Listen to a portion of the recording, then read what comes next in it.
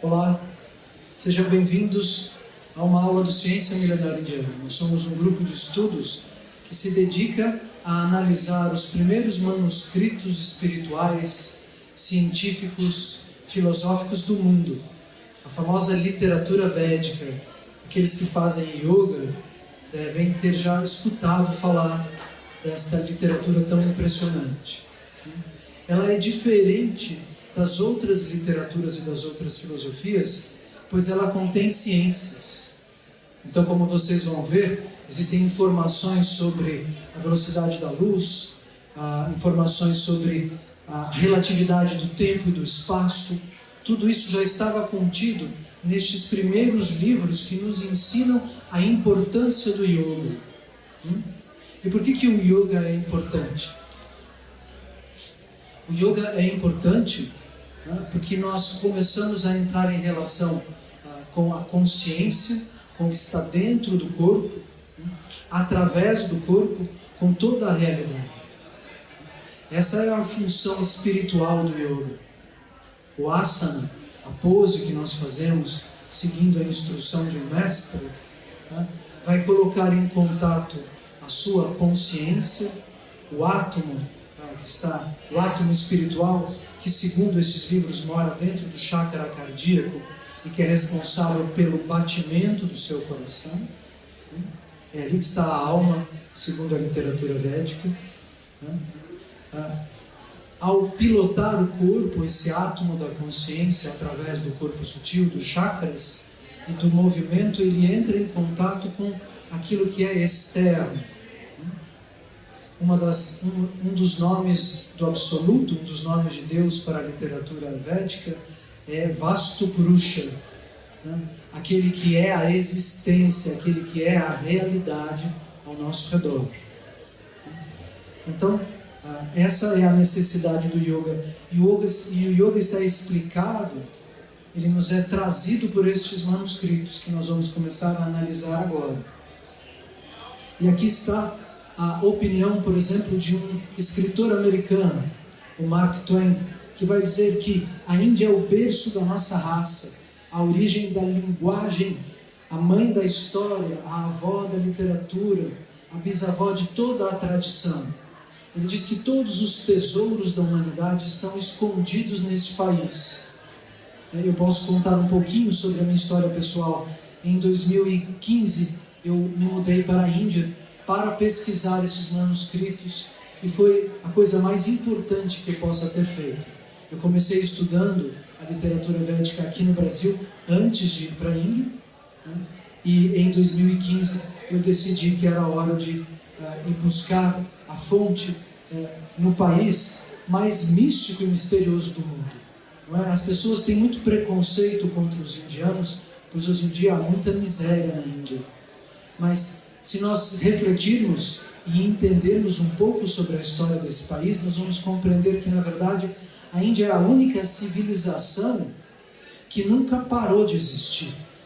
Nós temos a data de nascimento de todos os grandes impérios, mas não existe a data de nascimento e morte do Império Indiano. Você pode dizer que o Egito, como império, aconteceu de tal século a tal século, que a Grécia foi de tal século a tal século, mas a Índia vem do começo da civilização e continua existindo. Uma das provas de que a Índia é um dos primeiros países do mundo é o fato de que a população indiana, e eu moro lá, posso dizer para vocês que supera os 2 bilhões de habitantes, porque a gente os vê abrindo a janela de casa, eles estão todos ao nosso redor. É uma das provas de que aquela civilização está acontecendo há muito tempo, não é? O que é necessário para que a gente tenha tanta gente?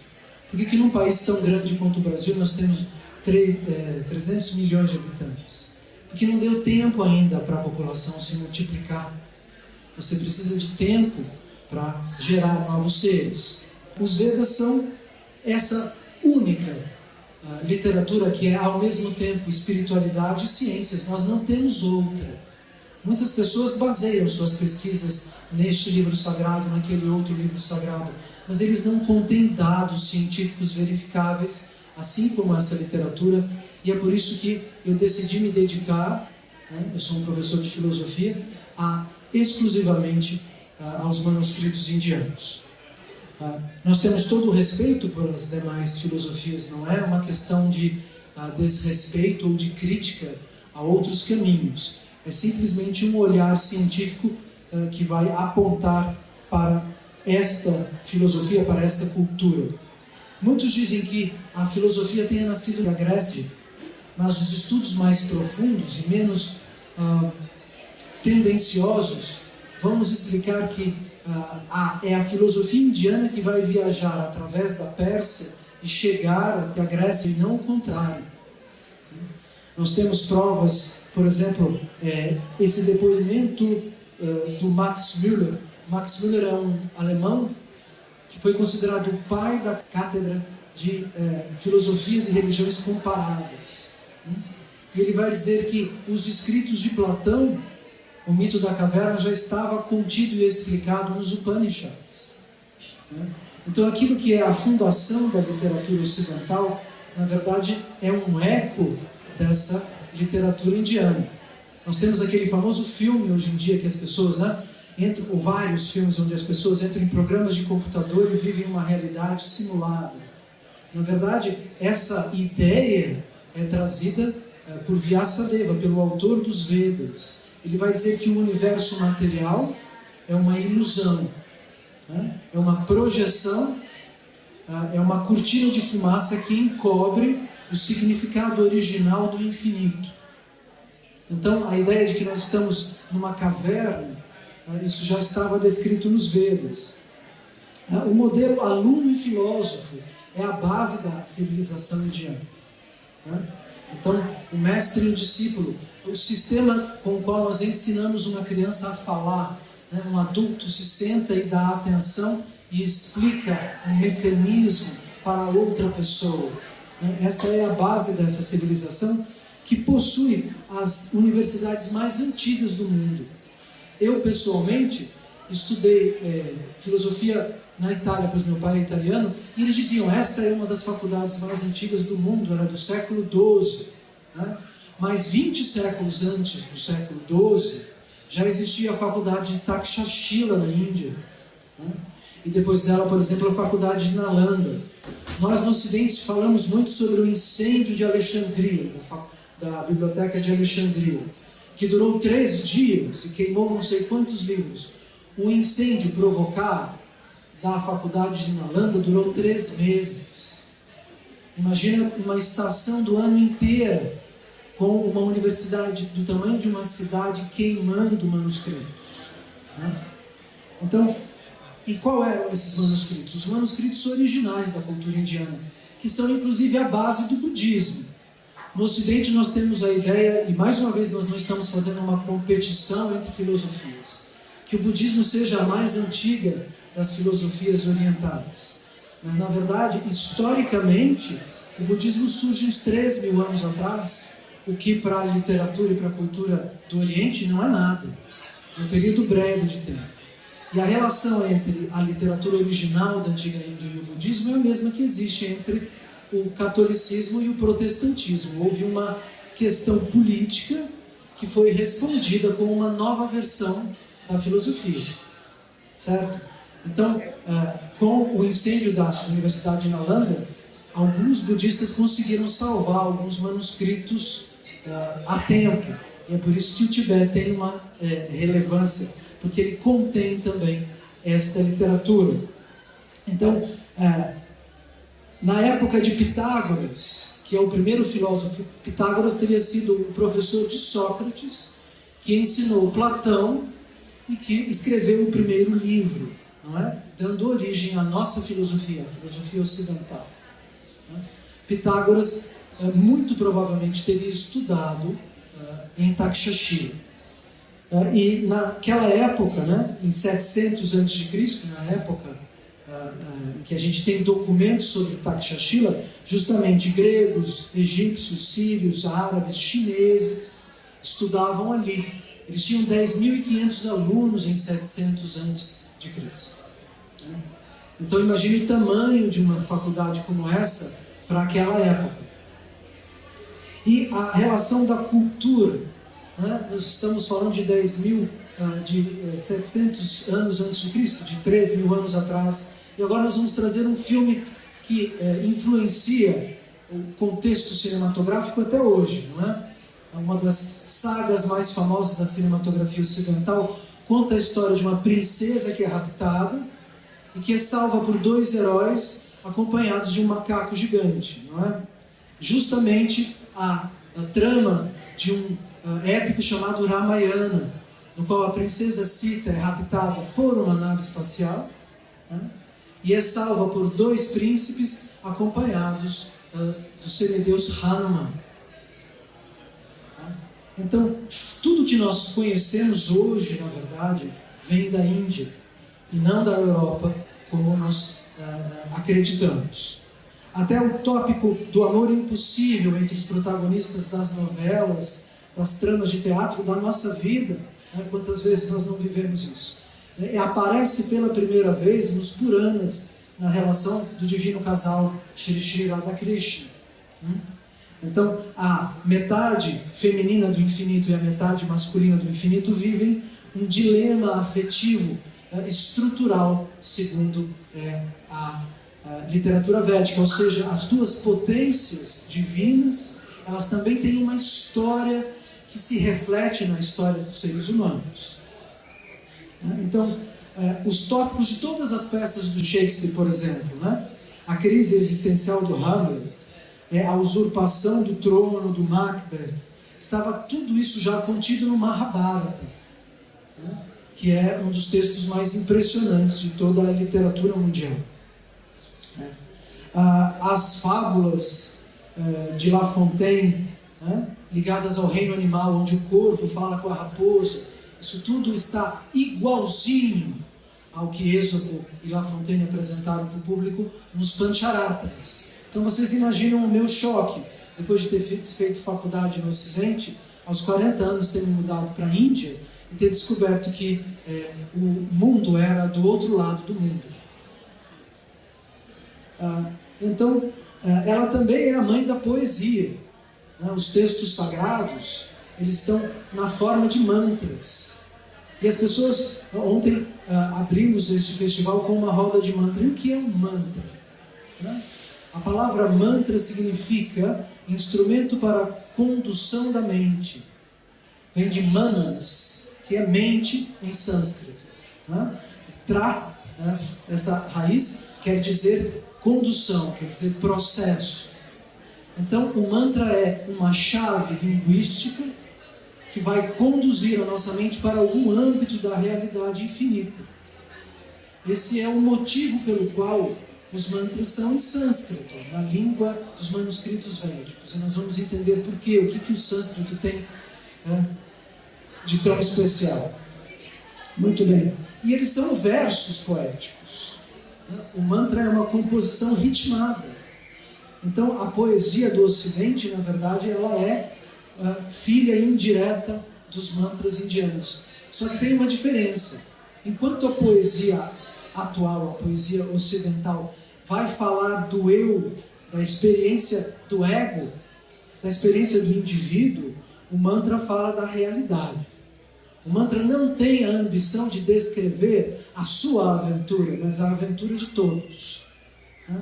Então, enquanto a poesia lírica ocidental ela é a expressão do poeta que fica de pé em cima da pedra e diz: eu existo, eu sinto isso, eu vejo as nuvens, o oceano me faz tremer de emoção, né?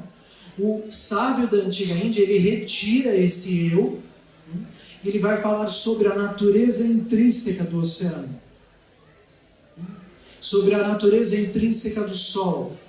Então, o Ocidente e o Oriente são 2 escolas completamente diferentes, né? E é uma honra estar aqui participando do Yoga Festival a convite dos organizadores, do Vinícius, da Claire, para trazer essa diferença. No Ocidente nós estamos buscando legitimar o eu sinto, eu sou, eu posso. E no Oriente eles estão querendo retirar o eu e dizer: o que pode estar ao meu redor, eu preciso compreendê-lo. É por isso que, para os sábios indianos, a primeira chave de acesso é a humildade. Então, vamos continuar um pouco, né? E explicando também que não se trata de mitologia. Essa é uma grande surpresa, não é? Que nós imaginamos que exista a mitologia celta, a mitologia grega, a mitologia e a mitologia indiana, né? E aqueles que folheiam os livros na primeira vez vão dizer, não, espera um pouco, aqui está dizendo que Shiva, que é uma potência cósmica, governa a Terra, o mundo material, sentado em cima dos Himalaias, e que na sua cabeça cai o Ganges. Isso não pode ser. Eu sou obrigado, pensa um pesquisador ocidental, a concluir que isso é mitologia. Mas então vamos tentar entender. O Ganges cairia sobre a cabeça do Senhor Shiva e seria uma água especial, uma água sagrada. Alguns anos atrás, em 2012, o governo indiano fez uma pesquisa. Eles gastaram 21 milhões de dólares em 2012 para comprovar que o Ganges não era sagrado. Só que as pesquisas comprovaram o contrário. A água do Ganges contém uma carga antibacteriana e antiviral inédita na história hídrica do mundo material. Não existe outro rio que possa curar doenças. Um cadáver boiando no Ganges, a 16 centímetros de distância, não manifesta bactérias. Elas são devoradas por esse componente antibacteriano que o Instituto Nacional do Meio Ambiente da Índia comprovou. E aqui existem publicações em vários países. Aqui do Portugal está cientificamente validado agora. A água da Ganga é santa, diriam os portugueses. Então, aqui em inglês. Então, qual é a história do Ganges? Aonde o Ganges nasce? Lá em cima nos Himalaias. E da onde ele vem? Acima dos Himalaias, ela tem 9.000 metros de altura. Então ela está aproximadamente a 1.000 metros acima da troposfera, onde acontecem as nuvens. Da onde vem a neve, que está lá em cima dos Himalaias, se as nuvens ficam abaixo da cima das montanhas. Literalmente, a água dos Himalaias decanta do cosmos, senhoras e senhores. E a gente vai dizer, mas espera um pouquinho, no cosmos não tem nada. Mentira, porque a NASA descobriu quantidade gigantesca de água no espaço. Aquelas nébulas não são vácuo. Quando nós vemos os photoshops da NASA, tem umas nuvens coloridas com as estrelas. Aquilo não é vazio.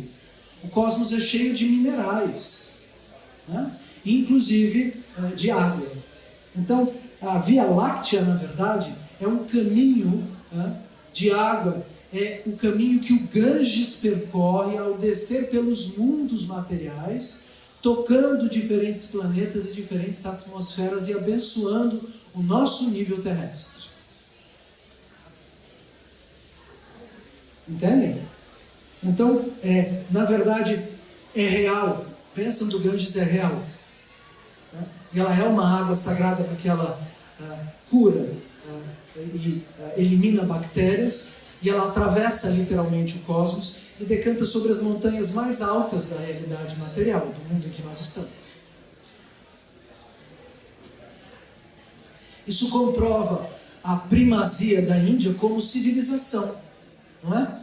Os históricos dizem, o Egito é uma dádiva do Nilo. Mas aonde está o primeiro dos rios? O rio que movimenta o ciclo das chuvas. É o Ganges. Aqui uma prova da relação entre a ciência contemporânea e o conhecimento védico. Essa aqui é a porta, é a estátua do Senhor Shiva Nataraja, um aspecto da potência masculina de Deus dentro da realidade material, que movimenta a realidade na porta do Centro Europeu de Pesquisas Nucleares, onde eles descobriram a famosa partícula de Deus, o famoso bóson de Higgs, em 2012. Lembram desse? Descobriram a menor componente material que existe, que é o tijolinho dos átomos e das moléculas. Então, por que o Senhor Shiva está lá e não outra divindade? Quando escreveram para o CERN, eles responderam, não, é porque os indianos nos deram de presente. Vamos tentar então mandar uma estátua do Saci para o Centro Europeu de Pesquisas Nucleares e ver se eles aceitam. Se for uma questão de presente. Isso aqui é um puja, como o que vocês fizeram ontem à noite. Isso aqui é uma adoração do Senhor Shiva. Porque quem sabe o que acontece no mundo material sabe quais são os nomes das potências originais. A velocidade da luz está contida no Rig Veda. No primeiro volume do Rig Veda, o verso 50 diz: com imensa velocidade, ó Sol, o teu brilho alcança este reino. Então, o fato de que haja uma velocidade para a locomoção dos fótons no espaço já estava contido na literatura védica. Então, a questão, por exemplo, dos semideuses.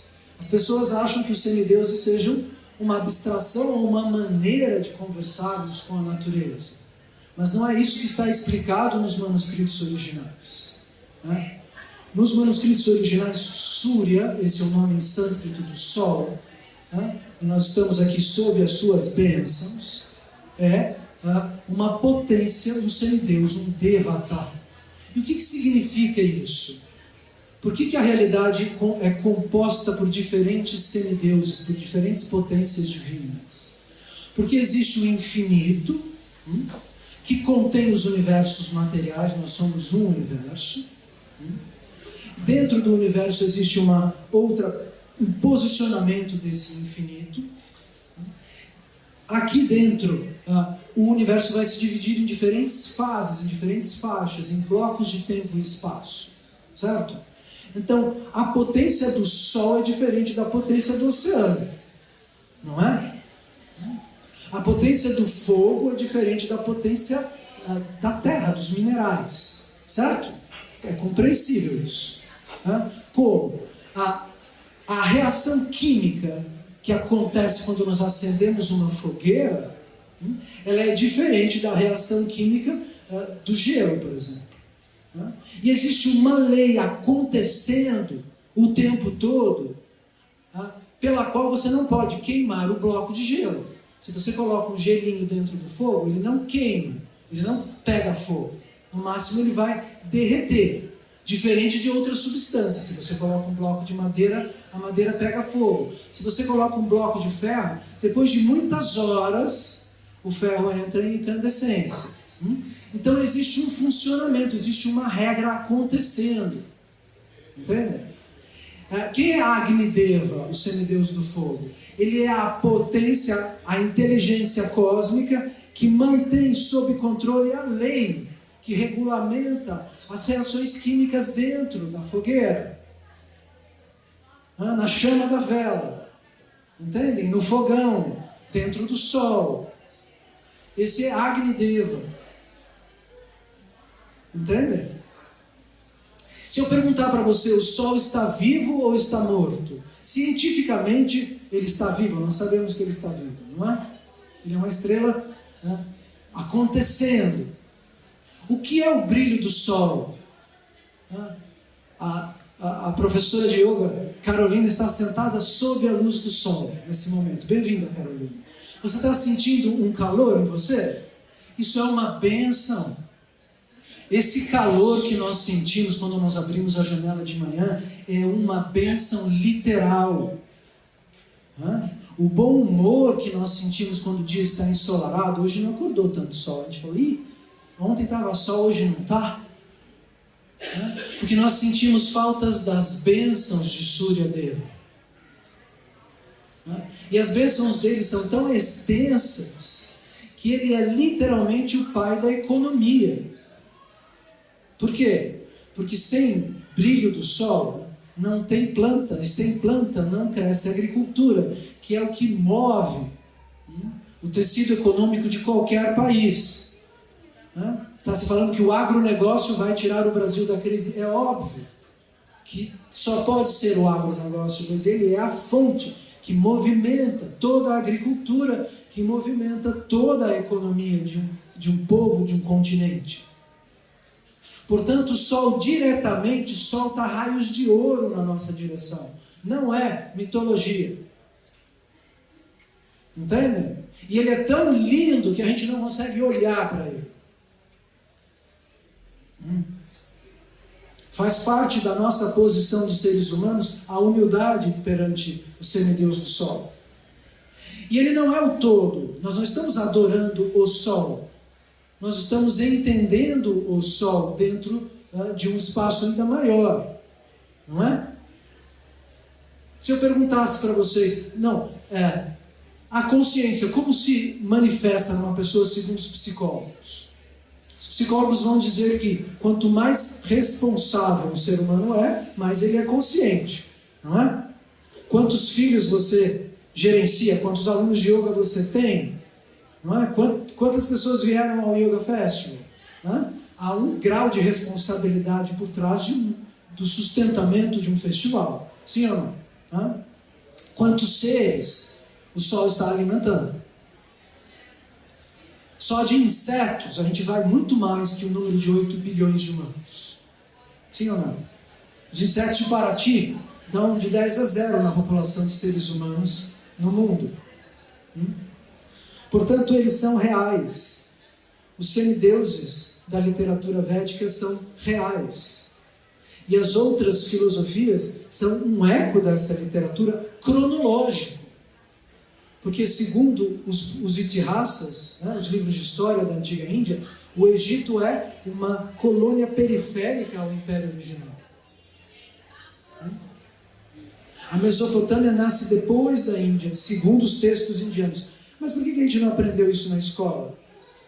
É a pergunta a resposta que a gente vai dar daqui a pouco para vocês. Muito bem. Viagem intergaláctica e relatividade de espaço e tempo dentro dos Vedas. A princesa Revati, nos Puranas, vai viajar com seu pai para a primeira possante estrela da realidade material, chamada Brahma Loka. Brahma Loka, aqui entre nós, é o perno do espaço temporal dentro do cosmos inteiro. Ela é a sala de controle dos diferentes níveis de atmosferas e mundos, segundo os Vedas. E ela é invisível à percepção humana, não tem telescópio que possa enxergá-la. A nossa pupila, ela não entra em contato com a realidade Brahmaloka.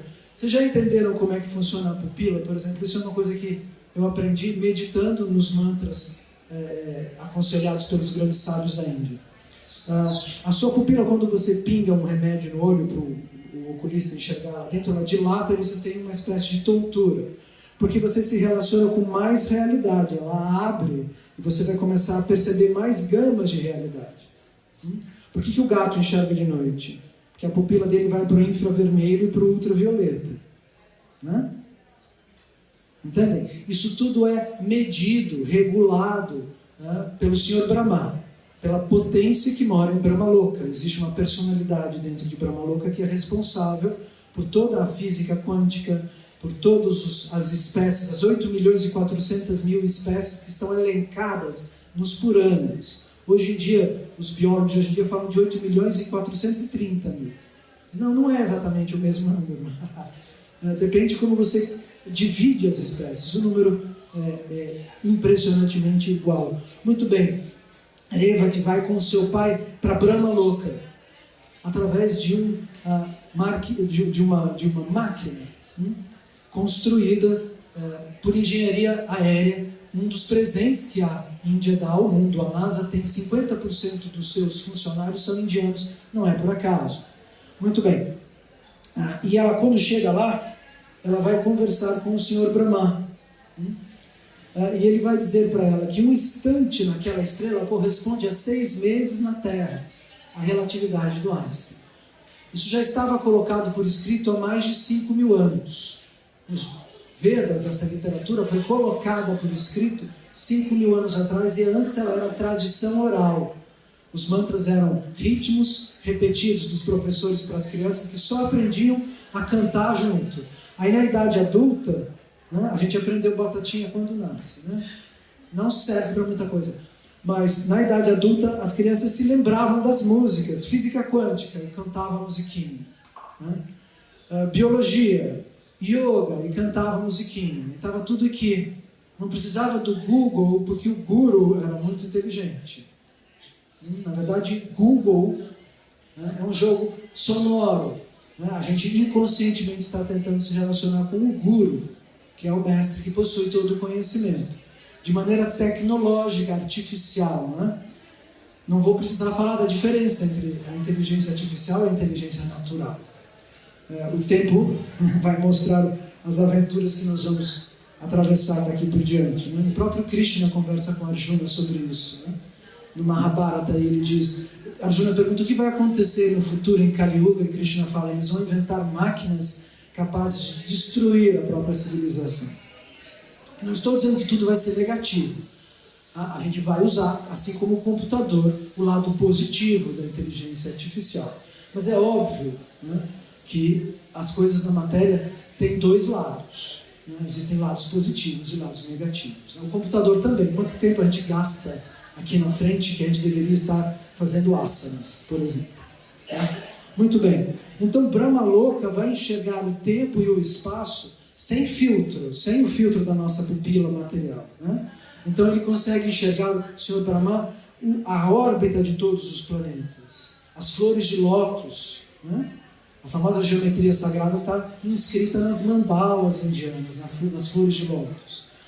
Se você enxerga a órbita de Vênus fotografada aqui da Terra, ela faz uma flor. Então os mundos, as pessoas discutem se os mundos são planos ou se os mundos são esféricos.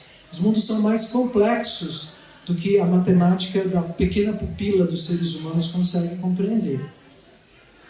Aqui o Einstein dizendo que quando lê o Bhagavad Gita e reflete sobre como Deus criou este universo, todo o resto parece supérfluo. Então, vamos falar do Om agora, né? E do famoso bóson de Higgs. Então, este daqui é o Satyendranath Bose. Ele era um físico indiano revolucionário que queria comprovar, assim como nós no Ciência Milenar Indiana, o conteúdo dessa literatura cientificamente. Né? E ele ouvia falar de que existia um tal do Om. E começou a dizer, então deve existir uma partícula dentro do átomo que componha tudo. Né? E ele foi teorizando, e recentemente o físico Higgs encontrou o bóson.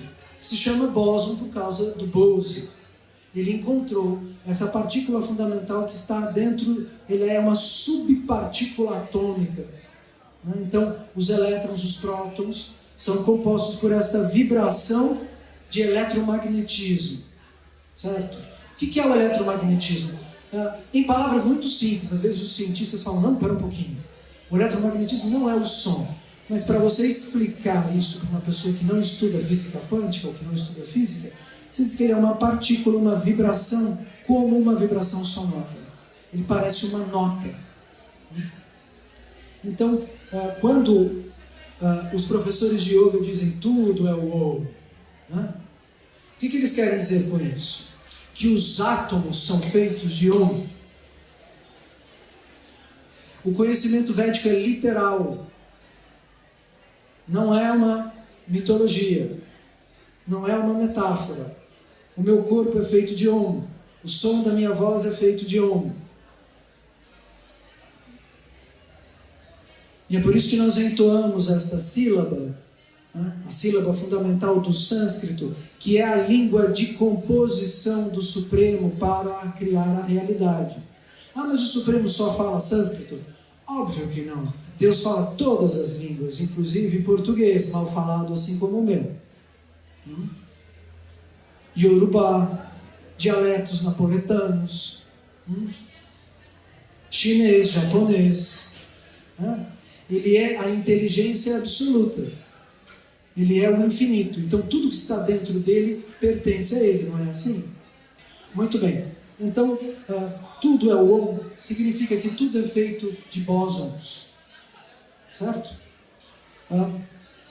Aqui está, por exemplo, um dos mantras do Bhagavata Mahapurana, que vai dizer, os eruditos que possuem conhecimento sobre a verdade definem o som como o que transmite a ideia e a essência de um objeto indicando a presença de uma fonte e a forma que tal fonte possui no éter. Então o som nos traz a nossa forma. Isso a gente explica numa aula sobre o karma e o DNA. O que é o DNA? É um código, é uma escrita. O que é uma escrita? É som inscrito. Então o nosso karma, o DNA é o karma, né? Está inscrito nas células, como um microfilme. É um texto. Né? Qual é a diferença entre o texto que você lê e o texto que você decora e pronuncia? A mesma entre a partitura e o toque do instrumento. Né? Aquilo é som escrito. Entendem? Então a nossa forma acontece através do som inscrito no DNA, que é a tradução literária do karma.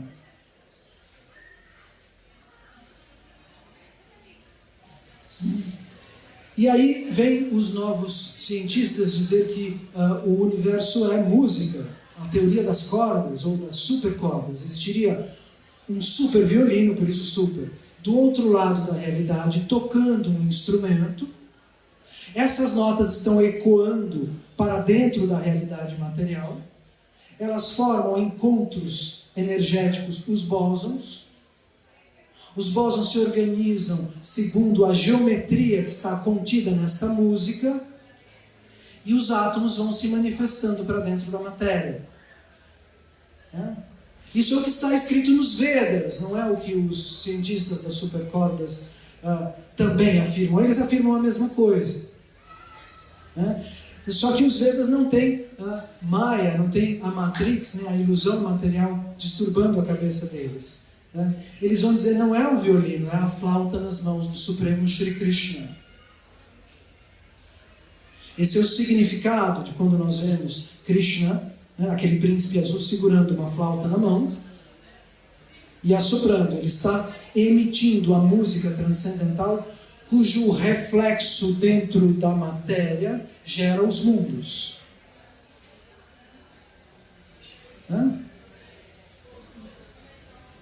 Shri Krishna Govinda Ki Jai.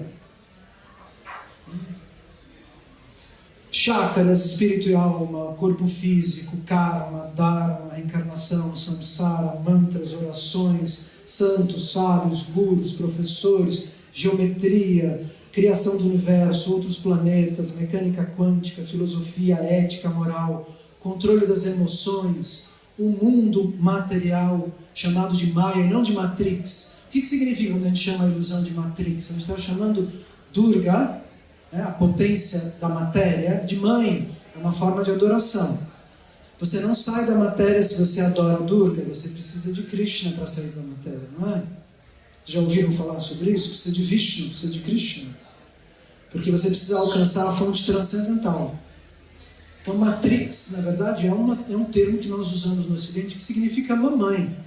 Vem de matriz. Mater em latim e mate em sânscrito. O sânscrito é a fonte do latim, obviamente, como é a fonte de todas as outras línguas. Certo? Tudo isso, inclusive a iluminação, ou seja, sair do samsara.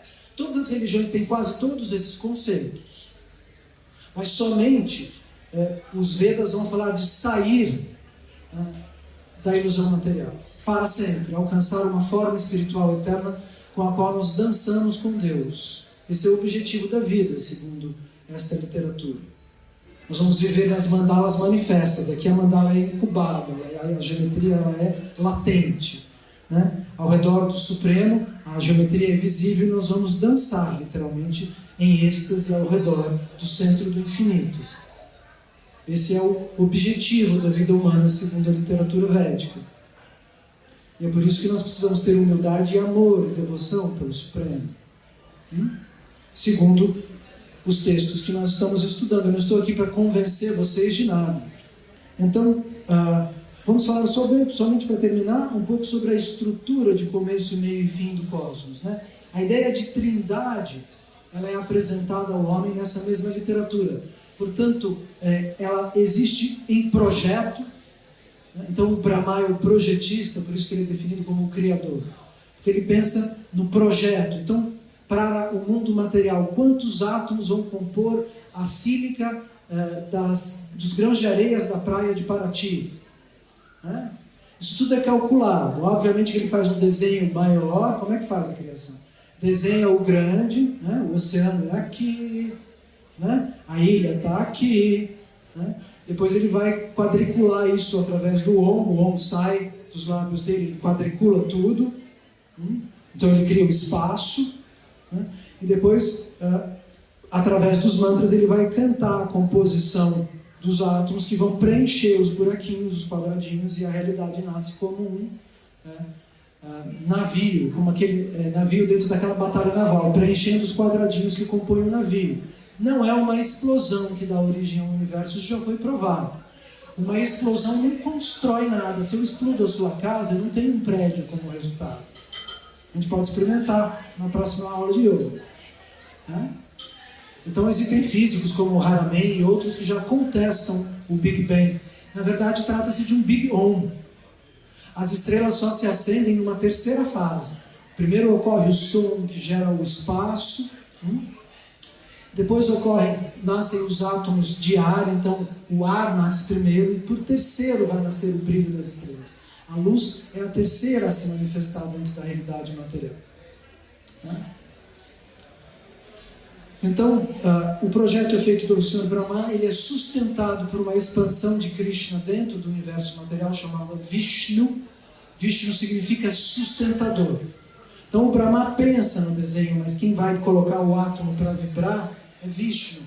É por isso que às vezes a gente vê Vishnu sentado no meio de um átomo, porque é literal.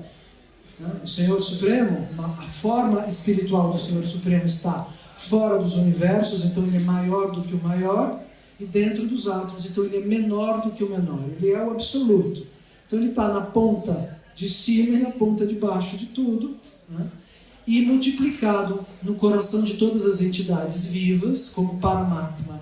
Vocês já ouviram falar que tem yogi que entra em meditação e vê Krishna, vê Vishnu aqui, né? Porque existem duas entidades no nosso coração. O som é a prova de que estamos vivos também, não é? Nós estamos falando de som. Como é que você sabe que uma pessoa está viva? Você põe a mão no coração dela e vê se está batendo, não é? E qual é o batimento cardíaco? Ele é duplo.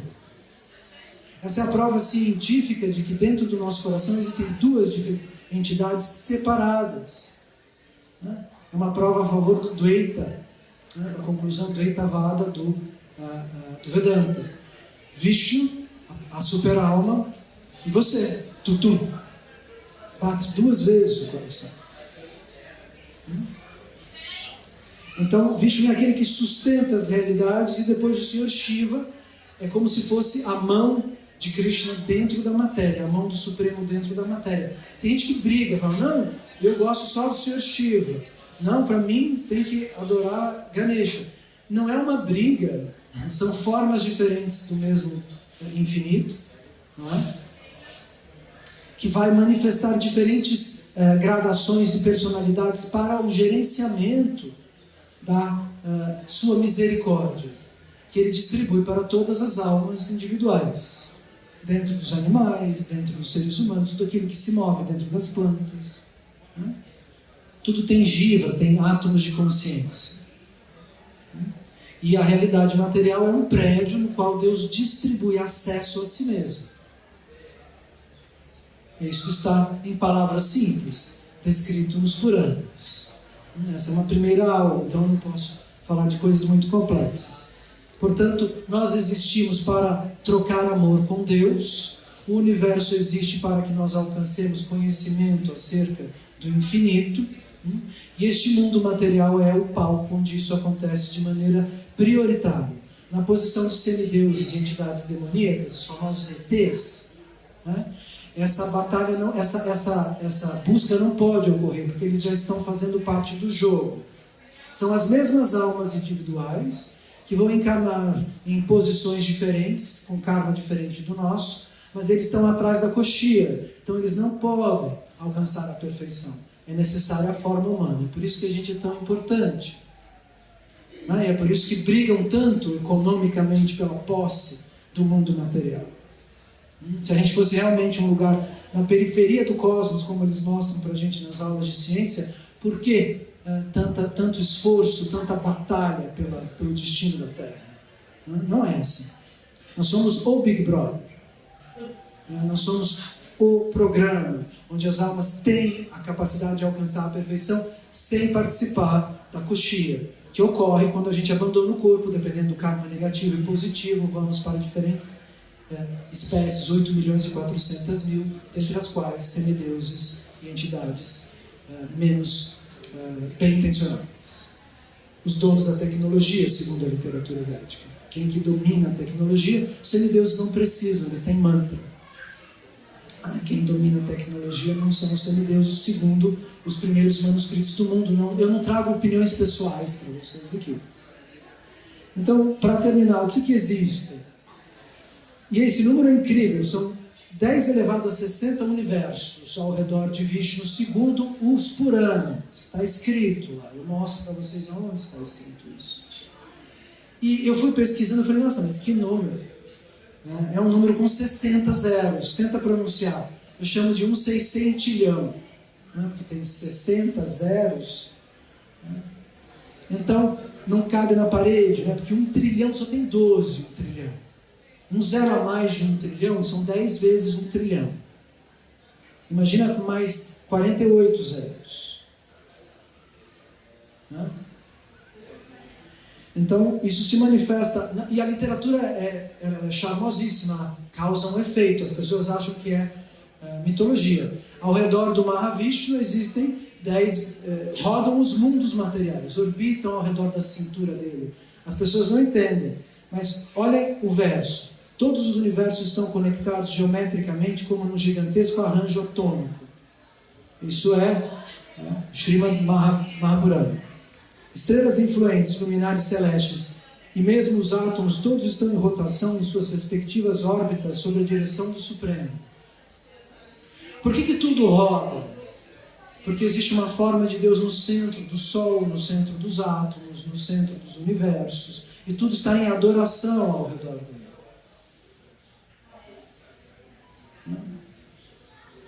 É isso que faz os átomos orbitarem. Se os átomos orbitassem, como diz a teoria do Big Bang, falsa, já comprovadamente falsa há mais de 15 anos, eles perderiam velocidade. Porque se um impulso, se uma explosão causa o movimento, passados os milênios, quanto eu tenho que empurrar um carro para ele não parar nunca mais? É impossível. Se o que dá movimento, o que dá propulsão ao movimento é um empurrão, é uma explosão, a entropia e o atrito iriam aos poucos frear o universo. O universo não freia. O átomo não freia. Vishnu é a sustentação da realidade, que é um poder do absoluto que mantém tudo acontecendo. Krishna diz no Gita, com uma fagulha do meu esplendor, eu mantenho este e todos os outros mundos. Então, quem quiser estudar o Bhagavad Gita conosco, é só nos contactar no Facebook ou no Instagram, no TikTok. Muito bem, então esse é o desenho da expansão de Vishnu. Então, para fora do universo espiritual, uma forma de Deus se manifesta. Então existe um universo espiritual central, um oceano de brilho que fica em volta, e fora dele existe uma forma gigantesca do Senhor Supremo. Mahavishnu é a maior forma de Deus, e ao redor dele 10 elevado a 60 universos arranjados como uma constelação atômica orbitam, e ele enxerga através desses universos com a geometria sagrada. Aquele milhões de desenhos da geometria organizam a visão do Supremo. A gente tem uma aula só sobre isso, chamada Geometria Sagrada e as Formas do Infinito, no canal Ciência Milenar Indiana, no YouTube. Então, o que tem ao redor de Vishnu, para quem é bom entendedor? 10 elevado a 60 Big Bangs. Nós moramos em um. O tal do multiverso da ficção científica e da ciência atual, na verdade, são as diferentes yugas, são os milênios, as 4 eras que se repetem dentro de um universo só, onde existe um outro de você. Isso está nos Vedas, não está nos filmes da Marvel. Bem-vindo à realidade material. Serão bem-vindos no Ciência Milenar Indiana se quiserem estudar conosco gratuitamente. Nós trouxemos algumas cópias do Bhagavad Gita. Vamos dar cursos, os primeiros 2 cursos pagos do Ciência Milenar Indiana, é tudo gratuito. A gente vai ter 2 cursos para a gente poder se manter. Estamos com dificuldade de entender como é que a gente se mantém. A gente tem 56 mil pessoas assistindo às aulas no YouTube. Então chegam 200 perguntas por dia. Resolvemos dar alguns cursos que são paralelos ao conhecimento espiritual. Riqueza e prosperidade segundo os manuscritos da antiga Índia. E é muito melhor do que os segredos que vocês viram por aí. Esse daqui é real. Porque, sim, você tem que pensar positivo, mas seu pensamento positivo não tem ação sobre o karma. Ele tem ação sobre o arbítrio, né? E as escrituras dizem que existem 3 fatores para você poder pilotar a sua vida. Karma, arbítrio e vasto, e as influências do ambiente.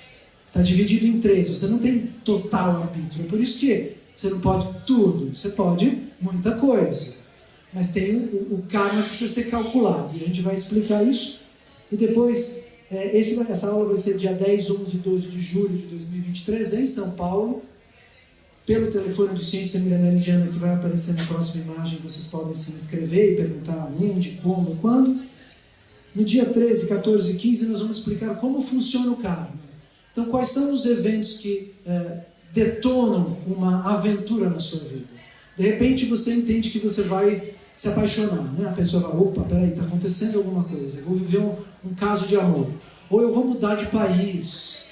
Ou eu vou fazer uma viagem de barco, né? Existem determinadas coisas que abrem filmes na nossa vida. Como funciona, como a gente sabe que a historinha acabou, que a gente chegou e respondeu o teste espiritual de maneira correta. Isso tudo vai estar explicado no mecanismo da vida, entenda como funciona o karma. Mas o canal é gratuito, quem não puder e não quiser participar, só pode entrar no YouTube, em Ciência Milenar Indiana, e fazer o módulo 1, que vai explicar o karma, a geometria sagrada, as espécies de vida, a criação, todos os aspectos básicos e científicos da espiritualidade segundo esses manuscritos. Depois tem o módulo 2 que fala sobre o Bhagavad Gita. Eu aconselho primeiro a fazer o 1. A gente colocou o 1 primeiro para vocês não terem tantas perguntas na hora do Gita. E é gratuito. Por que é gratuito? Porque é obrigatório. Segundo os manuscritos indianos, quem ensina os Vedas, quem ensina a Vedanta, é obrigado a ensinar gratuitamente.